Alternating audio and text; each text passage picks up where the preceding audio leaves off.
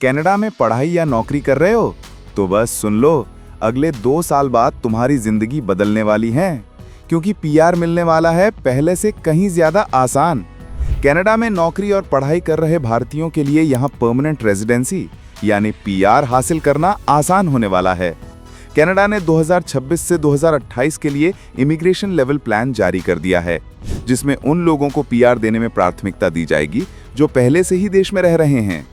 इस प्लान के तहत सरकार का फोकस स्टूडेंट्स, विदेशी स्किल वर्कर्स और अन्य निवासियों को स्थायी रूप से बसाना है, जो पहले से ही देश की अर्थव्यवस्था और समुदाय में योगदान दे रहे हैं। इमिग्रेशन मिनिस्टर लीना दियाब ने कहा कि आईआरसीसी कनाडा में पहले से रह रहे और बसे अस्थायी रेजिडेंट को पीआर के लिए प्राथमिकता देगा। प्लान के तहत हाई स्किल वर्कर्स के लिए एक्सप्रेस एंट्री पीआर पाने का प्रमुख रास्ता रहेगी। 2026 में 1,09,000 और 2027 एवं 2028 में 1,11,000 लोगों को एक्सप्रेस एंट्री के तहत पीआर मिलेगा।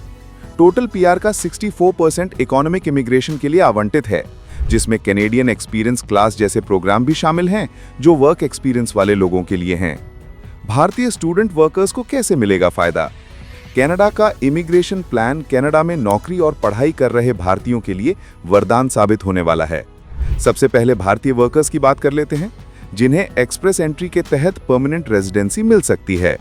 कनाडा में जॉब कर रहे भारतीय वर्कर्स को यहां वर्क एक्सपीरियंस मिल रहा है। इसके आधार पर वो सीईसी का हिस्सा बन सकते हैं, जिसके तहत उन्हें पीआर दिया जा सकता है। सीईसी के तहत सबसे ज्यादा उन लोगों को पीआर मिलने का चांस है जो स्किल वर्कर्स हैं। सिर्फ इतना ही नहीं, बल्कि प्रोविंशियल नॉमिनी प्रोग्राम के तहत भी भारतीय वर्कर्स को पीआर मिल सकता है। 2026 में 91,500 लोगों को पीएनपी के तहत परमानेंट रेजिडेंसी देने का प्लान है। अगर किसी वर्कर को सीईसी के तहत पीआर नहीं मिलता है तो वो पीएनपी का हिस्सा बन सकता है। पीएनपी के तहत कनाडा के कई सारे राज्य उन स्किल वर्कर्स को परमानेंट रेजिडेंसी के लिए चुन लेते हैं जिनकी स्किल की जरूरत उन्हें है। इस तरह राज्यों में काम कर रहे वर्कर्स के पास भी बसने का चांस है। ठीक ऐसे ही यहाँ पढ़ाई कर रहे भारतीय छात्र भी अगले 2 साल में परमानेंट रेजिडेंसी पाने का प्लान बना सकते हैं। जो इस साल ग्रेजुएट हो रहा है, उसे सबसे पहले पोस्ट ग्रेजुएशन वर्क परमिट पाकर वर्क एक्सपीरियंस हासिल कर लेना चाहिए। एक बार जब उनके पास कनाडा का वर्क एक्सपीरियंस हो जाएगा तो वो भी सीईसी या पीएनपी के तहत परमानेंट रेजिडेंसी हासिल कर सकते हैं। अगर स्टूडेंट्स को लगता है कि उन्हें सीईसी के तहत पीआर पाने में दिक्कतें हो सकती हैं, तो प्लान बी भी है। सबसे पहले उन्हें उस राज्य में जॉब के लिए जाना है जहां उनकी फील्ड से जुड़े वर्कर्स की कमी है। जब वे यहां पर जॉब करने लगेंगे तो खुद वो राज्य ही उन्हें पीएनपी के तहत परमानेंट रेजिडेंसी के लिए नॉमिनेट कर देगा। कनाडा स्किल वर्कर्स पर ज्यादा जोर दे रहा है। इस वजह से जिन भी स्टूडेंट्स ने इंजीनियरिंग, हेल्थ केयर या आईटी से जुड़े कोर्सेज की पढ़ाई की होगी, उनके लिए परमानेंट रेजिडेंसी का दरवाजा ज्यादा आसानी से खुल जाएगा। कनाडा में पीआर मिलने के बाद नागरिकता भी हासिल की जा सकती है। तो दोस्तों, कनाडा का नया इमिग्रेशन प्लान भारतीय स्टूडेंट्स और वर्कर्स के लिए एक गोल्डन चांस लेकर आया है।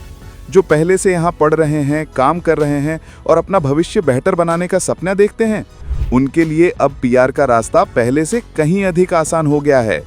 बस सही प्लानिंग, सही दिशा और सही टाइम, और कनाडा में आपकी जिंदगी की नई शुरुआत बिल्कुल सामने खड़ी है।